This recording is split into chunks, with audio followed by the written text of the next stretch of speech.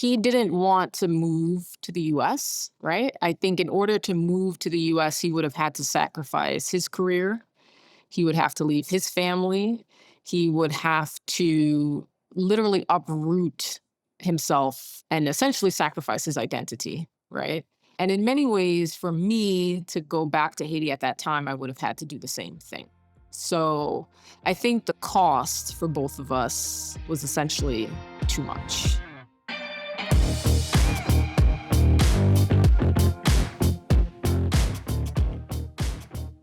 Consider this your permission slip. Permission to question the plan, permission to change your mind, permission to choose yourself. This is Unpopular Decisions, where we're talking about what it really takes to say no to convention and yes to your truth. I'm your host, Jamila Calhoun.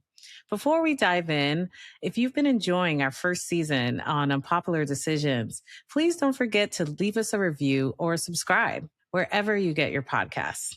Today, I'm joined by Dr. Nerissa Haynes, a board certified cardiologist and global health leader who made the unconventional decision to leave a prestigious career trajectory to serve in Haiti with Partners in Health. What she found there was purpose, community, and unexpected love. What she eventually had to do was leave it all behind. This episode is about choosing mission over prestige, love across borders, and the quiet heartbreak of walking away from a profound love when staying is no longer possible. Let's get into it. All right, Narissa, I'm so excited having you on Unpopular Decisions. Dr. Haynes and I, yes, doctor, put some respect on her name, actually go way back to undergrad. So yeah, just thrilled having you on here. It's been amazing having you as a friend for over 20 years. So Yes. Well, thank you for inviting me onto the podcast. I'm excited to be here. well, before we get any, too deep in to your incredible story, can you tell us your intro and the unpopular decision that you made? Yes. So I'm Nerissa Haynes, and my unpopular decision was deciding to leave the love of my life to pursue my career in cardiology. Wow. So it sounds like you definitely took some unexpected paths during that journey overall. So I know this about Narissa. Narissa wanted to be a doctor from the day I met her. So she would carry her big biology books around campus, and we all knew she wanted to be a doctor. So, what kind of version of success, or what type of doctor did you really want to be when at that moment of your career? I think at that moment, I was really trying to figure out and craft a career that would allow me to be fully me. And when I became pre med and went through med school and residency, there was a long period of time where I just had to put my head down and work and grind. And I felt like there was a part of me that wasn't being fulfilled or nourished, right? Like the global health part of me, the creative part of me, the service part of me. I think, as many people are probably familiar with, the medical system in the United States has a lot of bureaucracy. There's a lot of hoops and hurdles you have to go through. There's a lot of paperwork. And sometimes you can forget almost why you went into the profession, right? It kind of gets diluted. You get very distanced from the service, like servicing people, healing, and really focusing on the art of medicine. And so I think at that point, I was a little bit disillusioned with the whole process and really just needed a break, like a clean break from it all to reconnect to why I wanted to go into the profession to begin with, and to reconnect to, global health, which was a passion of mine. Yeah. Wow. Well, the experience of kind of burnout and disillusionment, I think, is part of a lot of people's story, especially at a moment right before they feel they have to make a pivot. I think it's great that you kind of recognize that within yourself at a moment to know what you needed to continue moving forward. What, as you thought about maybe reconnecting with yourself and allowing other parts of yourself to come forward, ultimately, what about this potential experience in Haiti spoke to you or spoke to that side of yourself that needed to come out? So, um, so there were a couple of reasons why I decided to go through to Haiti specifically. So, once I made the decision that I needed a break and I couldn't just like continue through the medical training in the US, I needed a little bit of like an opportunity to reconnect with myself, as you mentioned. I was started looking for global health opportunities because I think one thing for me is that traveling has always been a very grounding experience for me. So being abroad has always made me really sort of live in the present. And so I knew that's what I needed. I needed to be rejuvenated. I needed to be inspired again, and that's something that traveling had always done for me. So that's how I made the decision to look for opportunities to work abroad. And then, I decided to go to Haiti for a couple of reasons. And so instead of spending like a year at a time abroad, it allowed me to spend shorter periods of time abroad. It's closer, right? So it's closer to family in the US. And then again, I just had this curiosity about Haiti. And in many ways, I felt connected to Haiti, not just because of my Caribbean roots, but also because of the history of Haiti, being the first free Black republic in the Western Hemisphere. And I think a lot of mistruths or myths or about Haiti. So I was just really curious about going there and seeing for myself. Yeah. What was one of the biggest misconceptions that you ran into like early on when you were telling people that this is the path you were going on? Um, Again, the biggest concern was safety, and I won't say that was a misconception because, again, there is a lot of instability in the country. But I would say that another misconception was that there wasn't beauty, meaning that just everything was very impoverished. There weren't any, nice parts of the country that people couldn't live good lives there. And when I went there, there was absolutely poverty, but there were many people who were living very full, rich, and happy lives. And so that was really, really nice to see. Just how well people could live. And even if they didn't have much, their lives were still very rich, right? Looking out for your neighbor, the family unit. So even though, the vast majority of the population, wasn't well off by American standards, I would say that they lived very full and fulfilling lives. Yeah, tell us about that social scene, the community you were building when you got there and maybe yeah, what was that initial meeting like with the man who eventually became your partner? Oh boy. Spill the tea. Spill the tea. So the social scene was a lot of fun, right? So you're traveling with a lot of expats. So you guys are all pretty passionate about social causes, giving back, global health. And we all lived together in houses that were run by the nonprofit organization. And so it was fun, right? We spent a lot of time together. And on top of that, where we lived with local Haitian physicians. So it wasn't really segregated. So every meal we had, it was mixed. It was like American expats and like local Haitian healthcare providers because, the nonprofit also recruited a lot of physicians from Port-au-Prince. And then, my partner was recruited back from France. So he was born and raised in Haiti and then went to France for his medical training as a surgeon and then came back to work at this hospital. And so it was a lot of fun. It was like a lot of group dinners, a lot of watching movies, a lot of playing dominoes, a lot of learning about Haiti from the local Haitian physicians. And so, yeah, that's how I met him, was like playing dominoes over dinner.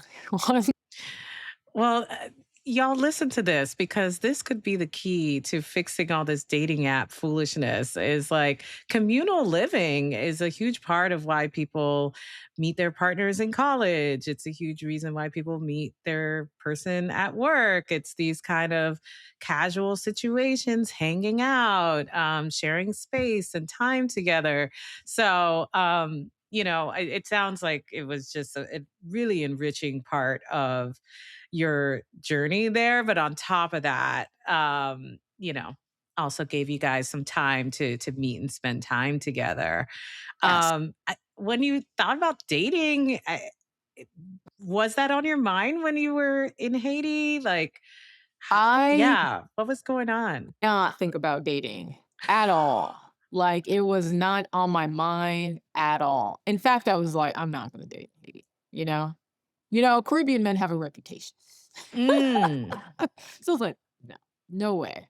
Definitely not." And I remember one of my friends joking with me. She's like, "You're saying that, but you're gonna find you're gonna find your dude down there." And I was like, "Absolutely not. Don't wish that on me. Okay, that's crazy." Um, right. right? I was like, "No." Um, it literally caught me by surprise. I think a lot of the other expat women, um, were, doing their thing down there, Okay. you know what I'm saying? Um, Having and a I good was time. right, they were having a good time. Let's just say that. And I was like, "That's not my ministry." But we literally started off as friends, right? So we worked together and then we would have dinners together all the time. I was trying to learn Creole because I'm here working in the hospital. And everybody was like, "Why don't you speak Creole?" Like, that's crazy, right? Like, because they're like, "You're Haitian. What do you mean you don't speak Creole?" So I was like, "Okay." And he was really good in English, but was trying to get even better, right? Like more fluent. So he and I would talk all the time, almost like every day, every single dinner we had, we were talking. And he was just kind of explaining Haiti to me, right? Like the culture, the political situation. Cause I think at that time, there was no functioning government. There was like this weird, like, year where there was no political party in place. And I was also there during the election when Moise became president. He's the president that was assassinated, but I was there when he was elected. So he was kind of explaining all things to me because I'm, very curious about things like that. So we were just friends, and then also a fun, pastime was dancing. So there was a place that people would go to dance, like the locals and then also the expats, and it was everything from compa to salsa to bachata, all that. And, I remember, I think when things really took a turn is when I invited him to dance, and I think after that, it was like, "All right, this is probably gonna be a thing." It's a wrap. It's a It's a wrap. wrap. Yeah. That's amazing. You gotta make the move, put yourself out there. But maybe before we go too much further into that, we could play a little game. Okay. Now, Lord knows I should know your answers to some of these after all these years, but I actually don't know. So we're gonna see how this goes. Um, so would you rather go through med school again or have to go and do another long fellowship and training part of your education? I would definitely do training again. I would Oh. I would do the training all over again. Yes, and Mm, why? Um, yeah.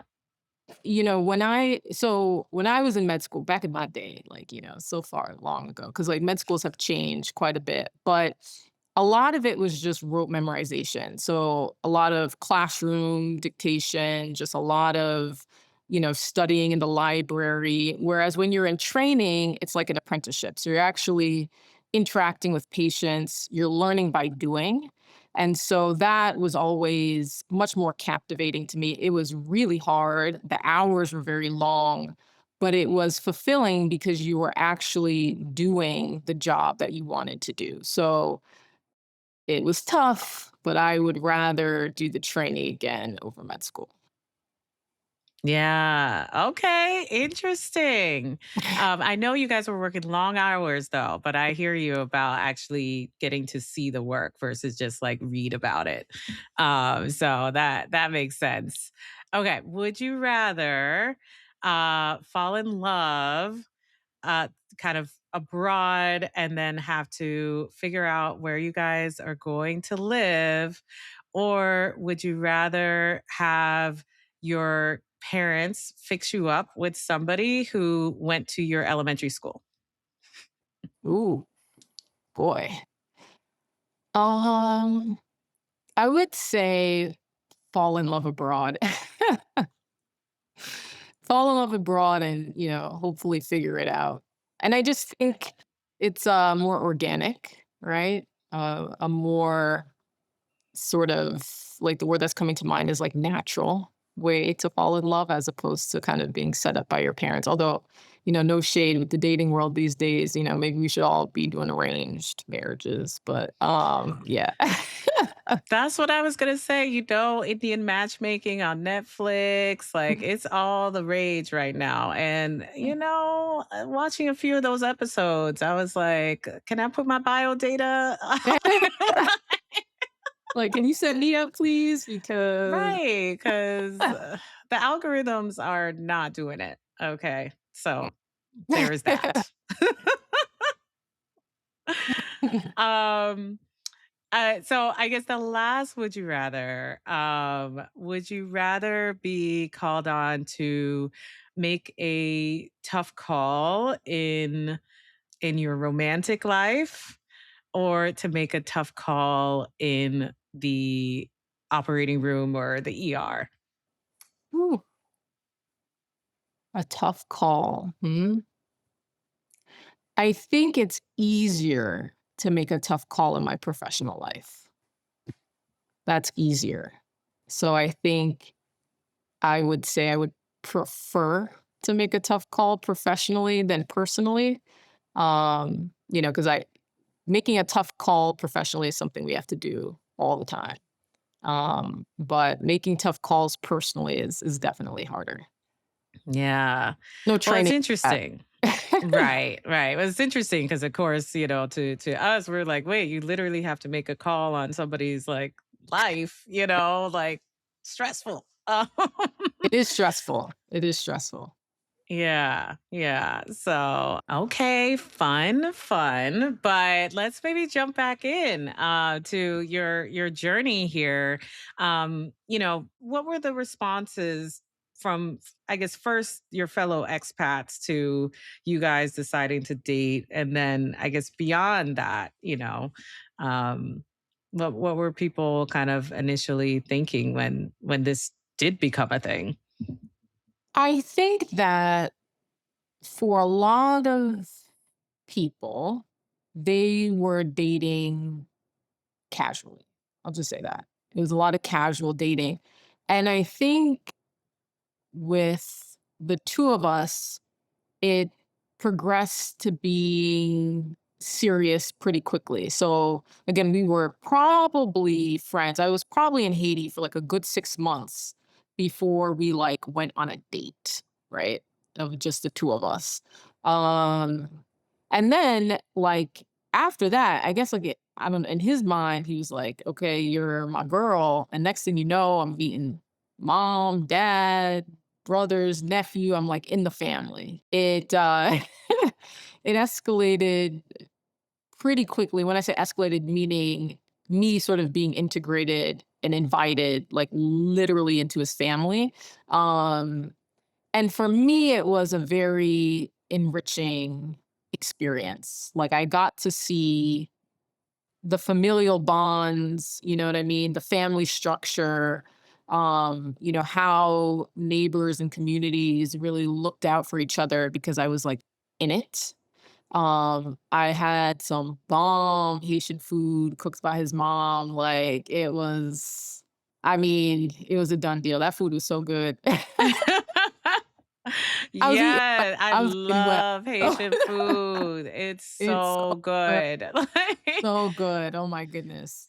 So yeah, I would say people didn't really judge it too harshly. And I think honestly, despite all the stereotypes we were joking about in the beginning, he is a solid individual. He's a great person, great guy. And so I actually remember some of my expat friends saying like, that's a real one. Like you got that's a real one. He's a good guy. You guys should try to figure out how you could make this work. And I was like, I'm not even thinking about that yet. I'm just going to enjoy, the time that I have here and with him. And, we'll sort of take that on as it comes. But overall, it was like very supportive because I think everyone recognized that he was like a really good person. And yeah, they were like, this makes sense. yeah. Well, I mean, what were your family thinking about this? Because I also feel like there's a people who are in Haiti, they get Haiti, they see it in, everything that it actually is versus the stereotypes or what people think. Um, but I could imagine maybe some of your network in the US or your family maybe having a different reaction Yeah. to this. My friends in the US thought I was crazy, right? They were like, this is some like 90-day fiance stuff. Like, this is not realistic. This is not feasible. I think my mom was all just about love. She was like, I think she too at some point was kind of like, so how is this going to work with the distance and everything? Because this is when I come back to the United States. When I was in Haiti, I think everybody thought it was a fling, you know? So there was this kind of attitude of like, have fun. Right? But then I think when it reached a certain level of seriousness, that's when I was met with the how's this going to work? Really, this guy from Haiti, are you gonna move to Haiti? Is he looking for, his citizenship in the United States? Like, we were met with a lot of that. And yeah, it was hard. It was hard to confront that. I do think maybe to a degree it did influence me, you know. Interesting. What is coming up for you there in terms of the influencing you?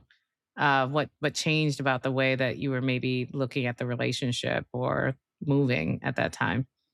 I just s started to doubt whether or not being with him was the right decision or was a good decision, was a decision that made sense. And I don't think those feelings were invalid, but I think it's always tough when you're letting, like, outside influence factor into your decision making is never really good. Because now that I'm almost like 10 years from it or 8, um, the most important thing, I'm hesitating to say it, but the most important thing is good character, is having someone who's kind and who genuinely loves you. Like there's genuine love there. And I think we definitely had that. Um, it wasn't enough to sustain the relationship, but it is the most important thing. So I guess what I'm saying is in retrospect, having sort of the beliefs and opinions of other people kind of sway me was not great.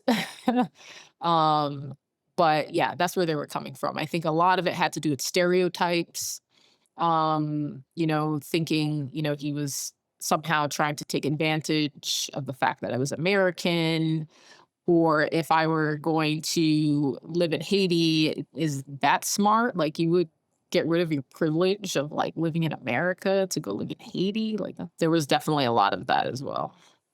Yeah. Oh, interesting. Well, you said you feel like it was in your head a little bit or it got under your skin. Were there particular moments where you started to change how you were behaving with him or certain kind of decisions you were making relative to the relationship that you feel like, oh, if those people hadn't been in the back of my head, I may not have done that or I would have maybe treated it differently? I think looking back, I think the result would have been the same. I don't think it would have worked due to logistical reasons, right? But I do remember thinking at the time, and again, this is a while ago. So I was like in my 20s. It's a long time ago. And Not that long. You're not only that long. 21. Not that long. Okay, hello. Um, but I just remember thinking, I can find somebody else, right? Like it doesn't have to be this hard. Everyone, all my friends are saying, like, this is crazy. This relationship's not going to work. Why don't you just find someone here? Very flippant. And having tried to date, since, whew, man, right? Yeah. Right. Finding someone of good character who really values you, respects you, and loves you is not easy to find, right? So I think some of the reasons why I was sort of distancing myself as a more mature woman, I wouldn't do that today. But I think there were very real, sort of like logistical reasons why it didn't work that made complete sense. Um, Yeah. yeah. It's hard because there is that nugget of truth, it sounds like, in what your, maybe friends or family were saying at that point. Like, how is this going to work? And are you thinking long term? But that means that you also got taken out of just enjoying the experience as while it was happening. And just this idea of like every move or every relationship you have has to quote unquote make sense. Like I just heard you say that several times. Like, how do I tell people about this? How do I rationalize this? And it's like love shouldn't have to be entirely rational, but in the end it sounds like, and you would agree, some of those things really are real. Love is it's irrational and rational at the same. But I think you need to figure out what the rationality is, right? I think there are very concrete tangible things and then there are intangibles, right? So like with him, the love made sense and it didn't. It didn't make sense because I had this whole medical career in the United States with a plan to come back. And he had his whole medical career in Haiti, with no plans to leave. Doesn't make sense. But we clicked personality wise, values wise, um, like in terms of just respect for each other, right? Those intangibles, it made a lot of sense. Like we made each other feel seen, we cared for each other in the way that it mattered. So it made sense, right? To your point, when you're living in close proximity with someone that you just like click with, makes sense. You're gonna fall in love, right? But all of the other sort of external factors, for that period of time, it doesn't matter, right? Yeah. Well, you've kind of hinted at the fact that, and we're speaking right now from you not in Haiti, so for people who haven't picked up on that. So there clearly was a moment where, unfortunately, you did have to make the decision to leave Haiti. When did you start to feel like the clock was starting to run out? When did the pressure of the logistics start to really show up for you in terms of managing this relationship? Almost from the beginning, because the job was supposed to be for a year, right? So from the beginning, it was supposed to be a temporary thing. And this falling in love was never like my intention, right? I actually extended the amount of time I was in Haiti by a year. So I doubled it. So I was there for 2 years. And he was pretty much the reason why I did that.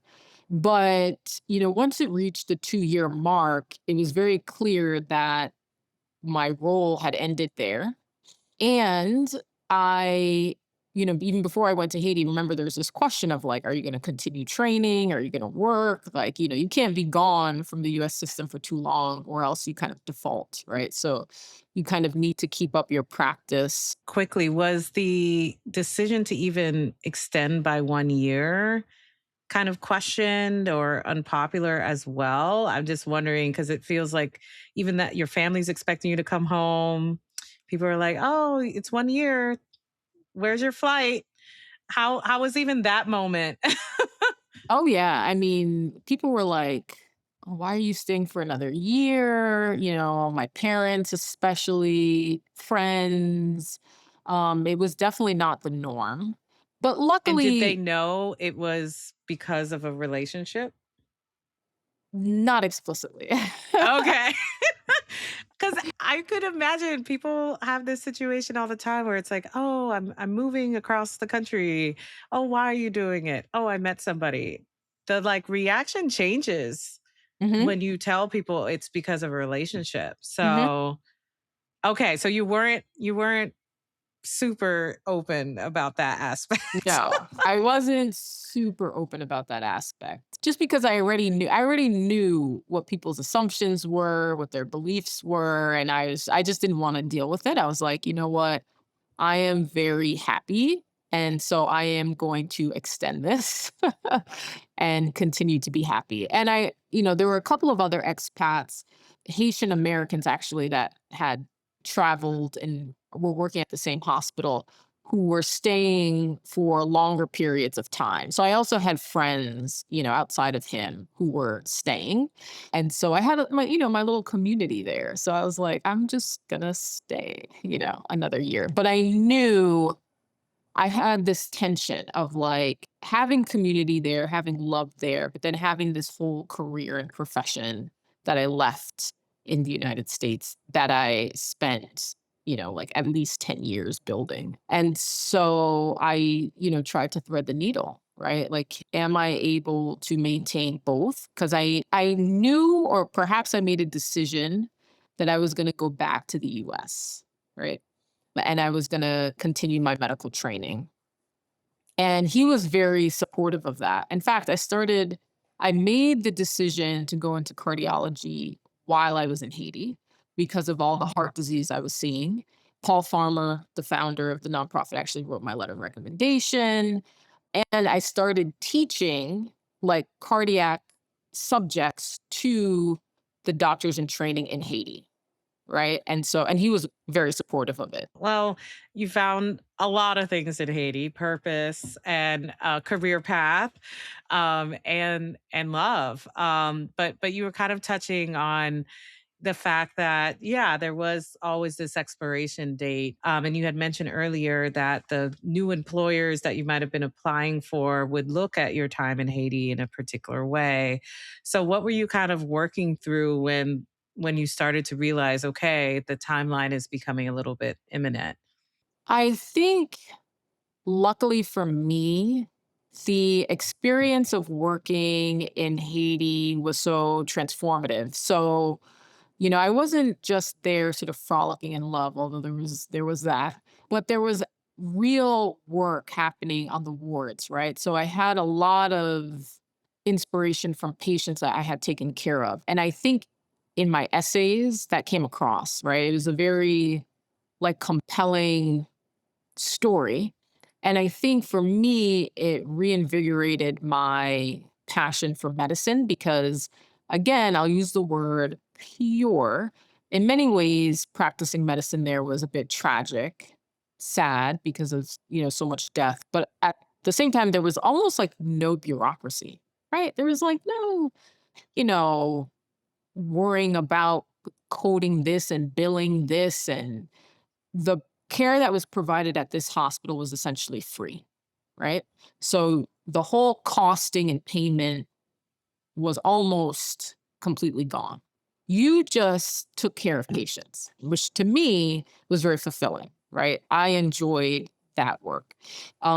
So I basically just wrote about that. And I think it actually ended up being an asset for me in applying for cardiology fellowship because it was such a different experience. It got back to the bread and butter of doctoring, right? Like the physical exam.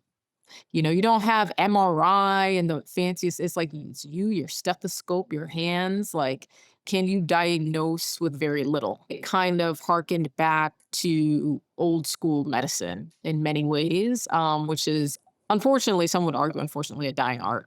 Yeah, I just wrote about that, the heart disease that I saw. I got a lot of support from the doctors I was working with in Haiti, and so what was a concern for me in terms of, like, being able to get back to the US actually ended up being, like, an asset and actually sort of a niche in a new career path. Wow. Wow. Well, it's a lot of people talk about the transformation that comes out of doing something that's unexpected.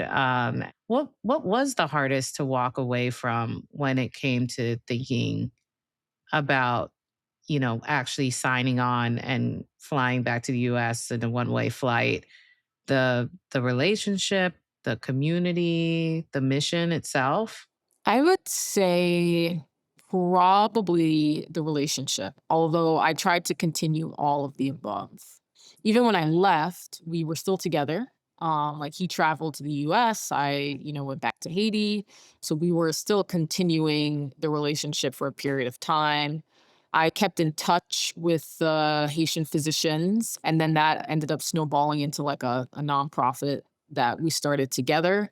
So I would say I kept all of the connections going for as long as I could because it was such a transformative experience for me. The relationship between he and I ended during the pandemic, and that coincided very closely with the assassination of the president and Haiti taking a turn for the worse in terms of like safety and political instability. And I think we had reached a point in our relationship where it was really the next step was like marriage, kids, right? And where would you start this family? Where would you build? He didn't want to move to the US, right? I think in order to move to the US, he would have had to sacrifice his career, he would have to leave his family. He would have to literally uproot himself and essentially sacrifice his identity, right? And in many ways, for me to go back to Haiti at that time, I would have had to do the same thing.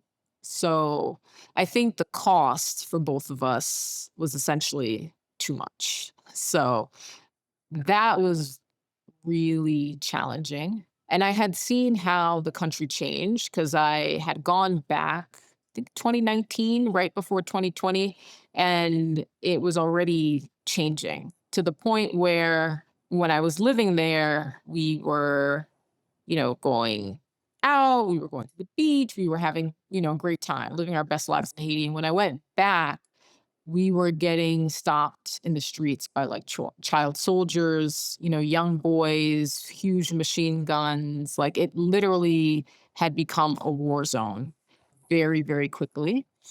And I remember him saying to me, and which kind of felt like he was giving me permission to leave. But he said, after the country started changing, he was like, if you had stayed here, I would tell you to leave, you know, just given how bad things had gotten at that time.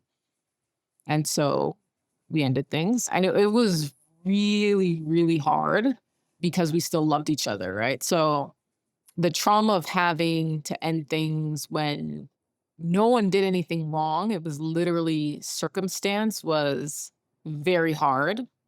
But I'm just grateful today that we are essentially family, right? We still stay in touch. We're still friends and we just genuinely wish the best for each other. But that was probably the hardest thing for sure. Yeah. Oh. That's incredibly tough. And like you say, I mean, the situations where you experience a betrayal or something like that are obviously awful, but you can clearly say, oh, this person did this and now we're done. In this situation, it's life got in the way, which really sucks because I think we all like to think we are more in control of our lives than we may actually be. And so, and I know we've talked a little bit about this idea of, fate and versus control. Yeah. Um, and this feels like one of those moments where fate intervened Yes. Yeah. I would agree with that.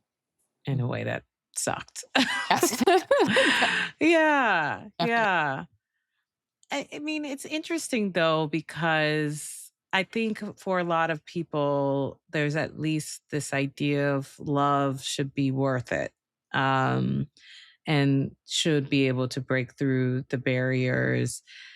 Did it feel like, of course, outside of the fact that Haiti itself was really changing, particularly during that period of instability after the president was assassinated. But there was also, even before that, you had come back to the U.S. to pursue your career.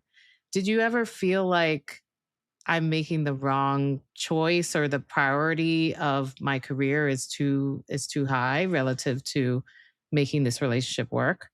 No, because it was greater than just career. It was identity.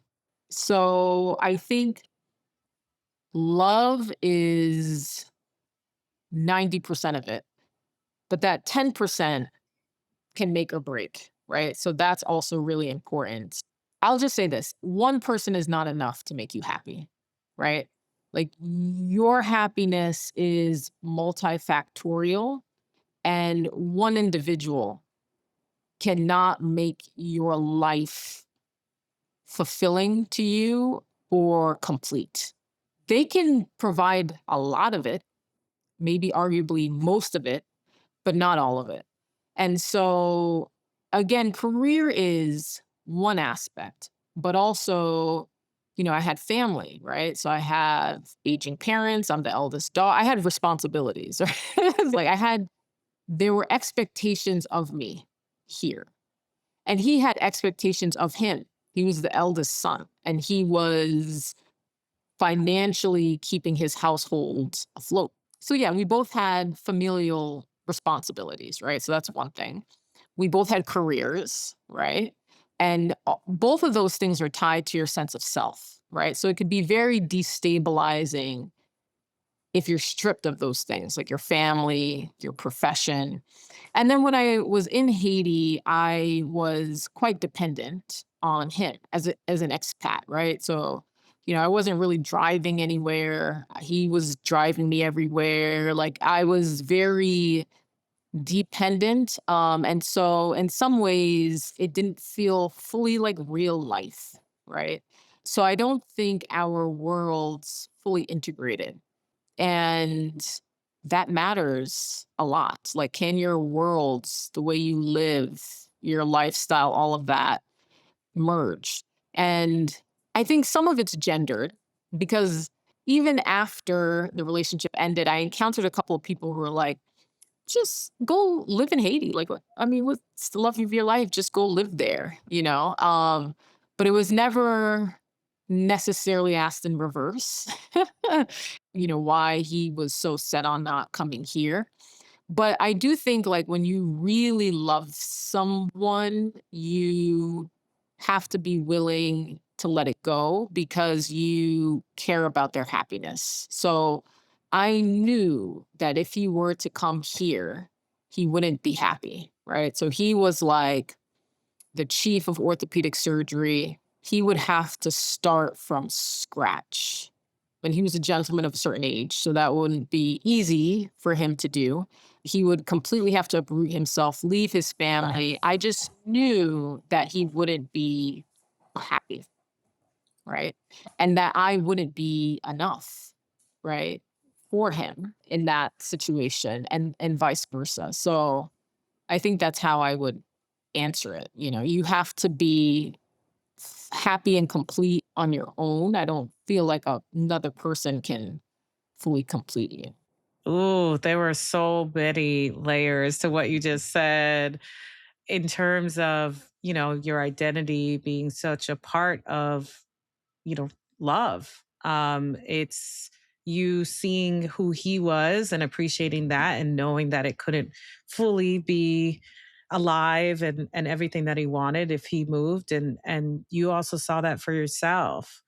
Like it really feels like this was a moment where you had to really specifically think about who you wanted to become and whether he could be a part of that. Did it feel that way to you at that time? And now that you're looking back on it, how much do you see that that choice was really, really fundamental to who you are now? Yeah, I think on a subconscious level, I knew that. I knew that if I stayed, I wouldn't be able to reach my full potential. And not just like career, right? Because I feel like there's all of this emphasis of like a career driven woman, which I am, but it's also just in terms of self development, right? And your whole life arc. What does that look like from, beginning to end? Like, how do you want to live? I think for me, I knew that I couldn't have maybe the freedom in life that I have now. I wouldn't be able to play an active role in caring for my family the way that I do now if I had stayed.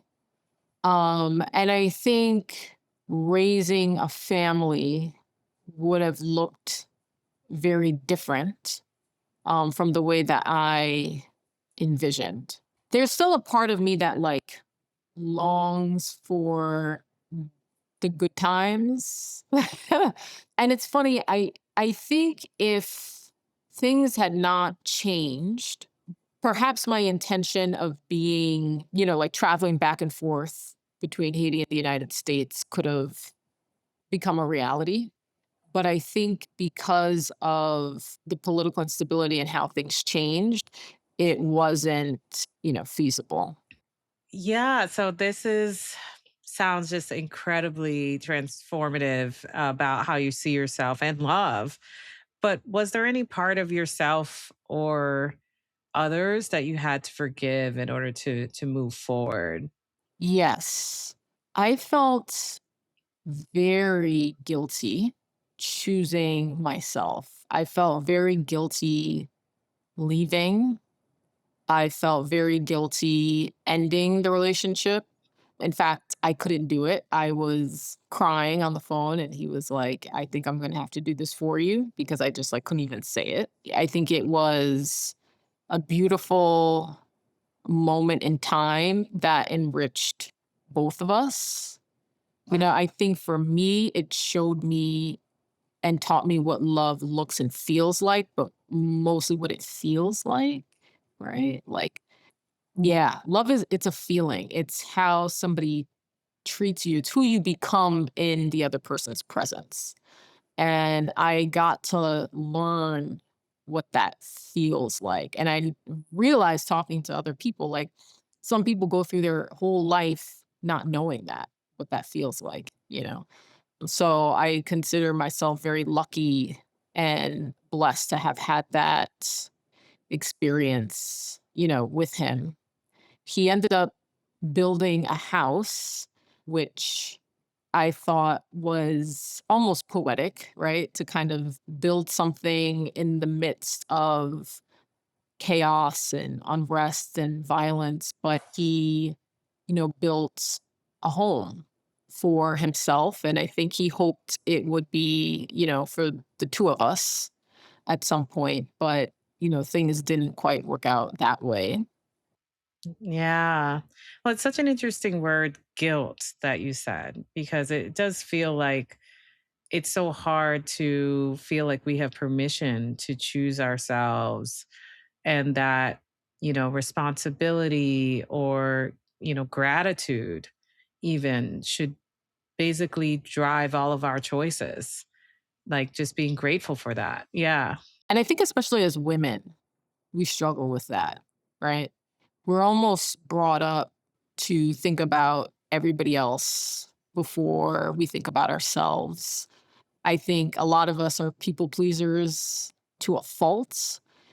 And it was really hard for me to make that decision to kind of do what I thought was best for my life and my career at that time. And I remember actually one of the girls in my friend group, name was Tati.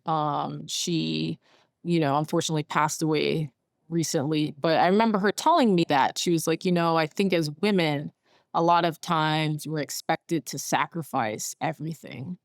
That expectation is not always held, for men, but we're expected to do that. And yeah, I think that is what I felt, guilt. Yeah. Yeah. What did the healing journey look like for you? I mean, this has been a couple years, and you talked about at least coming to some peace around this moment of your life, as for people who are maybe in a situation where they're facing a tough choice and they have to heal on the other side of that. What did that kind of look like for you? It took time, right? So to heal, it definitely takes time. It took a lot of introspection. I was definitely, got therapists. So that's been helpful. I think having really good friends that you can connect with on a very deep level. And I think figuring out what you need and bringing that from like your subconscious to your conscious, right? That takes work. That takes a lot of introspection. And I think I was able, and what I'm able to do now is look back on that love story and reflect on the things that I need to feel loved, be in love, and take that with me moving forward. I think it's a lesson, right? So I think everything you go through in life is a lesson, life's a journey.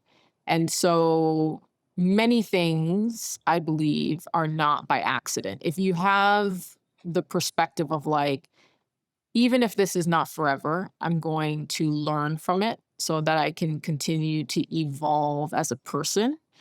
It takes the pain out of it. And I think sometimes in these relationships, and it's like a testament to he and I, is that if there's true love there, it's never fully lost. It kind of just transforms.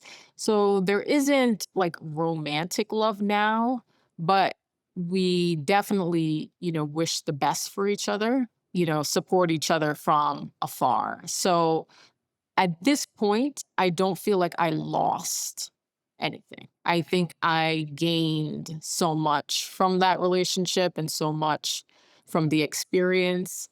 I think the global health work that I do now has been a love letter, not just to him, but to Haiti in many ways. And so it has truly changed who I am as a person and like the whole trajectory of my career. That's beautiful and an amazing place for us to wrap.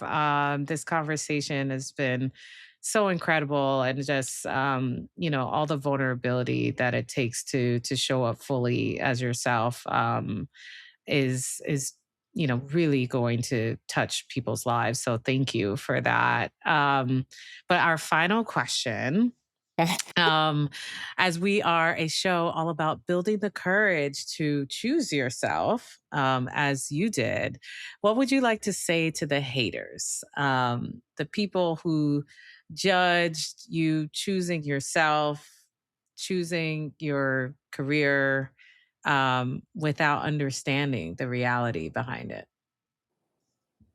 You don't matter. The haters don't even matter. I don't know if I would have anything to even say to them, right? Because this is your life. It's short, it's valuable. You should spend your time, which is the most valuable thing is time, the way that is fulfilling to you, right? You're not living for anybody else. And, maybe this is from working in the medical field and seeing so much death and things like that. Like, you really have to live on your own terms. And of course, have morality, right? Living on your own terms doesn't mean screwing everybody else over, but it just means being true to yourself and being aligned. But in order to do that, you have to be able to hear yourself. And that's hard because of all the external noise. So you almost just need to shut it out. Like, I don't care what the haters are saying. I cared for too long to the point where I couldn't even hear myself anymore. Right. So it's like, I don't even hear it because my time is finite and I want to enjoy it to the max and live it the way I want to live it. Right. So it doesn't matter. Yes. Okay. That is the message. Narissa, thank you so much for being on the show and sharing this beautiful story with us. Thank you for having me. If today's conversation sparks something for you, don't ignore it. You're not doing life wrong, you're doing life courageously. Be sure to subscribe to Unpopular Decisions for more honest conversations about living your truth. And if this episode hit home, write us a review or share it with someone who might need it right now. Because when one person chooses differently, it opens the door for a million more brave choices. Thanks for listening, and I'm glad you're here.